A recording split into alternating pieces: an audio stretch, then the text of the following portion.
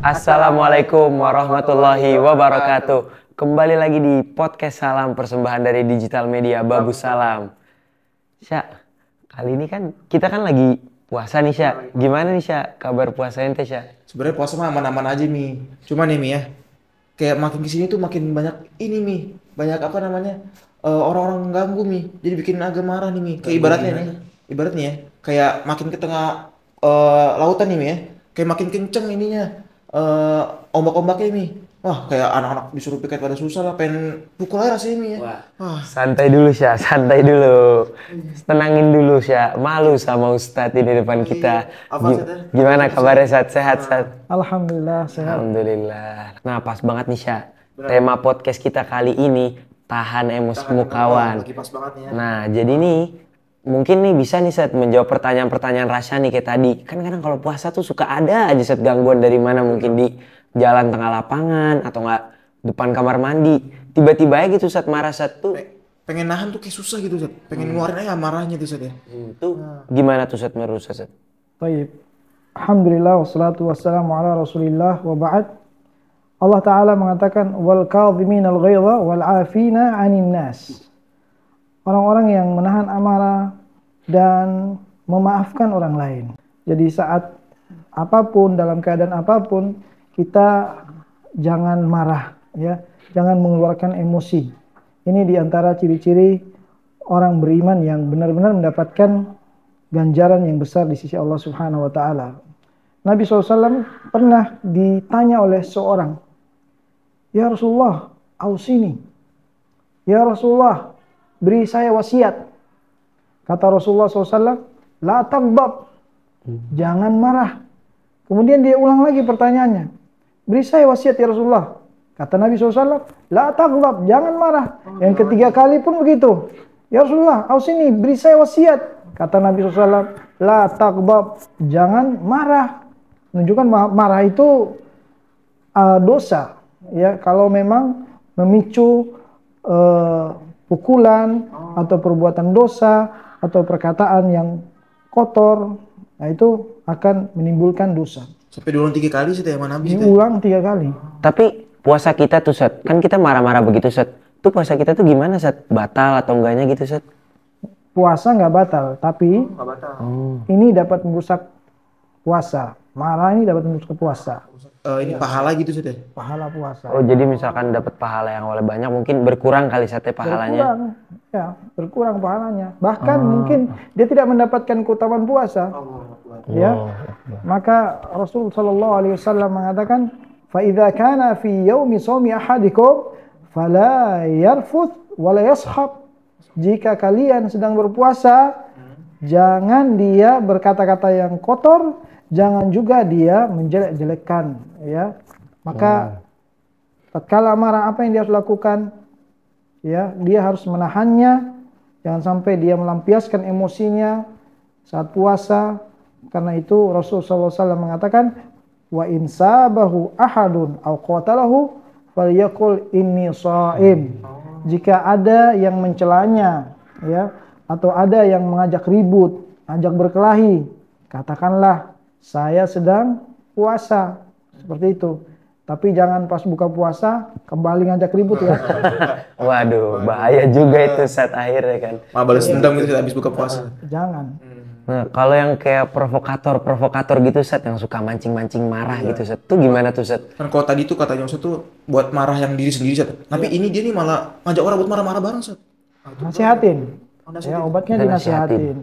Dinasihatin, sampaikan ya bahwa orang yang mengadu domba ini ciri-cirinya orang-orang yang dihalangi dia dari masuk surga, ya. Nauzubillah min dzalik. Ada hadisnya mungkin Sat, larangan tentang kayak yang mancing-mancing amarah gitu Sat, mungkin di tengah-tengah Ramadan. Iya, Rasulullah SAW mengatakan la yadkhulul jannah an-namam. Ya, tidak akan masuk surga yang suka ngadu domba, suka provokatif, ya, suka ngajak ribut atau memicu perkelahian. Ini terhalangi dari masuk surga. Nauzubillah min dzalik. Ya. Jadi kalau misalkan marah-marah begitu Sat, asalnya berarti ditahan aja Ustaz ya. Ditahan. Kita ngomong ana shaim gitu Ustaz ya. Bicara ngomong Kalau yang buat yang kayak provokator gitu, Iya. kita coba nasihatin Ustaz. coba dinasihati. Coba kita nasihatin pelan-pelan gitu Ustaz ya. Oh gitu Ustaz. Masya Allah Ustaz. Wadih Ustaz yang Ustaz jelas ini jelas gitu Ustaz. Pinter-pinter kita Ustaz. Ngontrol emosi. Sayang kan nilai pahala puasanya. Apalagi kalau misalnya puasa kita nahan amarah, dapat pahala puasa, dapat pahala sabar juga sih teh. Dapat pahala sabar yang tidak Berlipat-lipat terbatas. juga di bulan Ramadan ini. Iya Masya Allah. Masya Allah. Gini Sat, Ana tuh pernah denger Sat, satu nih, katanya dalam Islam nih marah nggak semuanya buruk Sat, nggak semuanya tuh tercela Sat. Bahkan ada marah tuh dipuji Sat, terpuji Sat. Nah itu gimana Sat penjelasannya? Tapi sabar dulu Sat, mungkin kita bisa break dulu lah Sat ya. Oke Sobat Salam, kita break sejenak, tetap di Podcast Salam.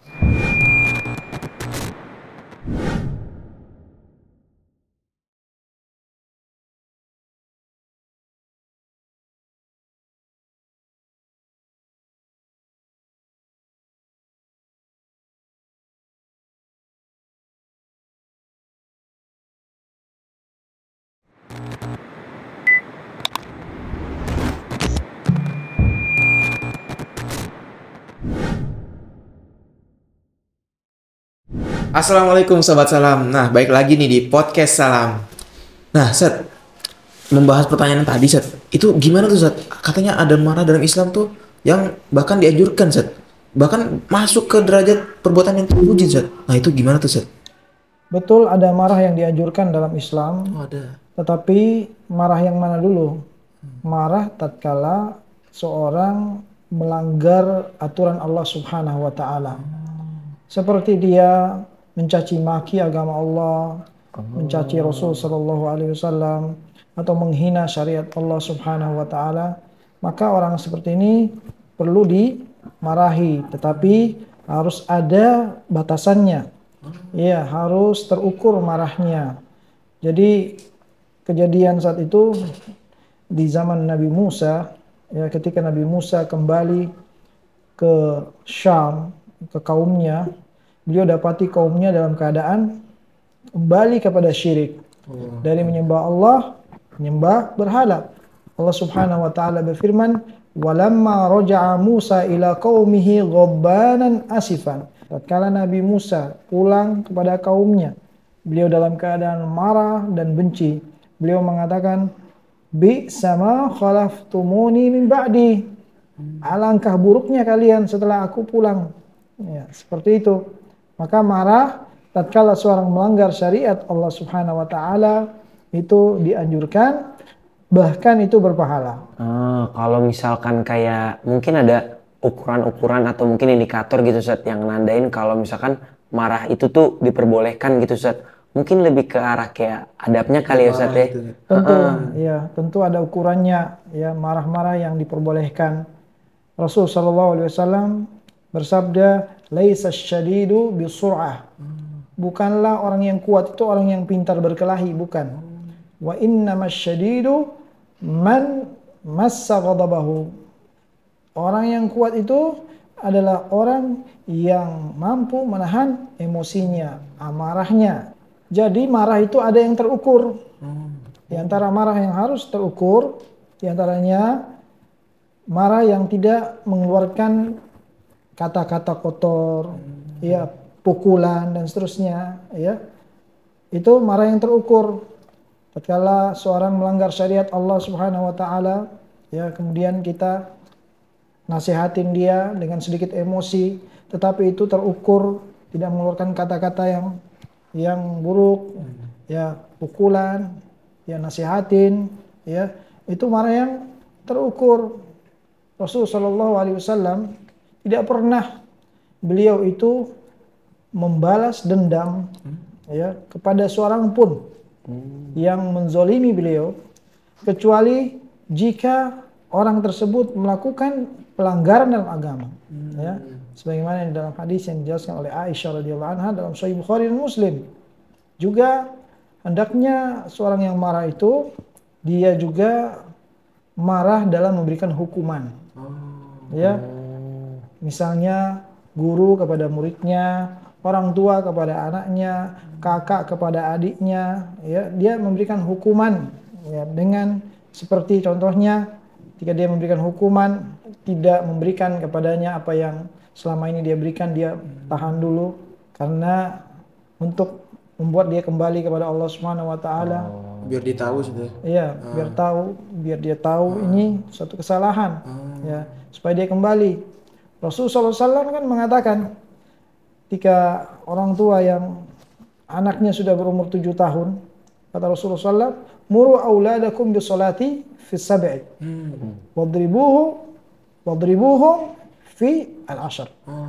Suruhlah anak-anak kalian untuk sholat ketika dia berumur 7 tahun. Dan pukullah mereka kalau mereka nggak sholat ketika umur 10 tahun. Oh, boleh dipukul Ya, Ustaz? boleh dipukul. Ya, tapi jangan sampai yang pukul yang membawa bekas, ya, yang membawa Jadi luka, pukul sekedar ya, memberi teguran aja Ustaz memberi ya? teguran, ya, seperti itu. Berarti nggak apa sih teh anak kecil dihukum kayak gitu, misalnya disuruh di jewer lah, atau mungkin dia disuruh diam di pojokan tuh, nggak boleh megang HP gitu. Tapi harus ada maksud dari marah. Ya, maksud dari marah antum harus karena cinta kepada orang yang antum marahi. Niat yang baik itu sih. Niat yang baik, bukan karena benci. Ya, ketika kita melihat orang berbuat kemungkaran, kesalahan, jangan membenci orangnya, tapi benci perbuatannya. Perbuatannya itu. Jangan sampai kita marah karena benci sama orangnya ya, tapi karena cinta. Ini marah yang akan menghasilkan kebaikan setelahnya. Tapi tadi Seth, kalau dari sisi lisan tadi Seth, nah itu kan kadang-kadang ada yang orang nih badannya mungkin kecil Seth, jarang ngomong, ya apa nggak kelihatan marah Seth. Tapi kalau sisi lisan ngomong Seth, itu dia kayak pedes banget tuh Seth, pedih banget kalau ngomong tuh. Nah kadang-kadang tuh dia bikin marah lah kayak gitu Seth. Omong lisannya yang bikin marah Seth. Nah itu gimana Seth? Ya itu seperti tadi, menyinggung perasaannya.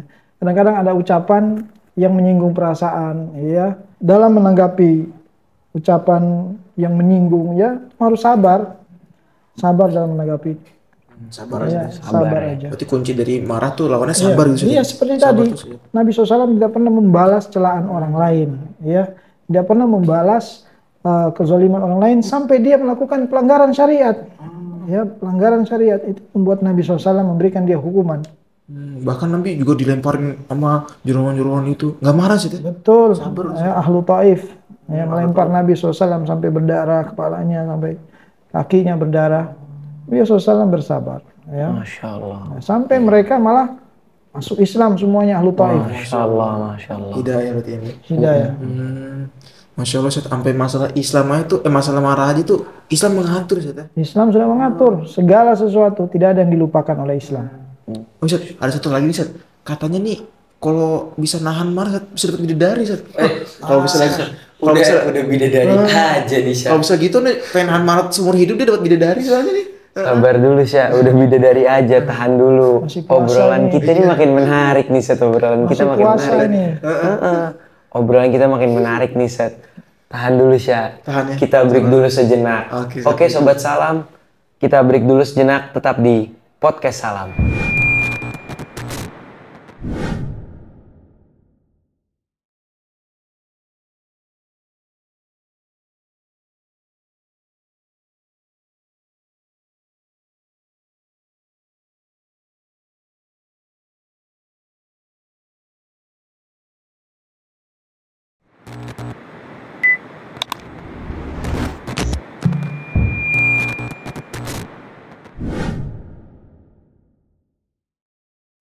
Assalamualaikum Sobat Salam, kita masih di Podcast Salam.